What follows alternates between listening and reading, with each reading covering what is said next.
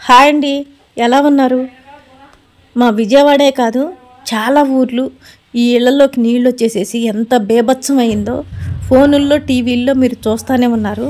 నిజంగా ఆ టీవీలో ఆ వీడియోలు చూస్తుంటే మాత్రం చాలా బాధగా ఉంటుంది. నిజంగా ప్రతి ఒక్కరికి ఇంట్లోకి నీళ్ళు వచ్చేసి ప్రాణాలు గుప్పిట్లో పెట్టుకొని అయితే ఉన్నారు. ఈ తాగటానికి నీళ్లు కానీ ఫుడ్ కానీ ఏమీ లేక ఎంత ఇబ్బంది పడుతున్నారో నిజంగా ప్రాణాలు గుప్పిట్లో పెట్టుకొని ఉన్నారు. మనం మనకు తోచినంత కొంచెం సాయం చేస్తే మంచిది అని చెప్పి కొంతమంది ఆకలైనా తీరుద్దామని చెప్పి మేమైతే మాత్రం ఇట్లా పులిహోర చేద్దామని చెప్పేసి ఫుడ్ అయితే రెడీ చేస్తున్నాము. వర్షం అయితే పడుతుంది, పొయ్యి ఎలగటానికి మాత్రం చాలా ఇబ్బంది పెట్టింది. అయినా సరే మేమైతే వదలలేదు. ఒక 30 కిలోల వరకు రైస్ అయితే మాత్రం వండి పులిహోర అయితే మాత్రం చేస్తున్నాం. చాలామంది ఇలా హెల్ప్ అయితే చేస్తున్నారు.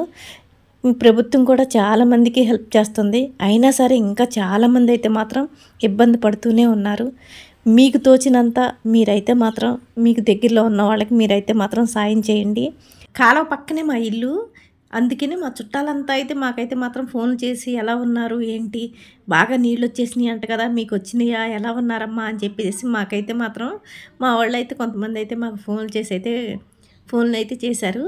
కానీ నిజానికి ఒక్క చుక్క కూడా మా ఇంటికెళ్ళి రాలేదు, కనీసం రోడ్డుకెళ్ళి కూడా రాలేదు. ఇక్కడ మా వాడకట్టంతా అయితే మాత్రం నీళ్ళకి మాత్రం దేనికి ఇబ్బంది లేదు. కొంచెం వర్షం పడింది కానీ అంతే తప్ప మేమైతే మాత్రం దేనికి ఇబ్బంది పడలేదు.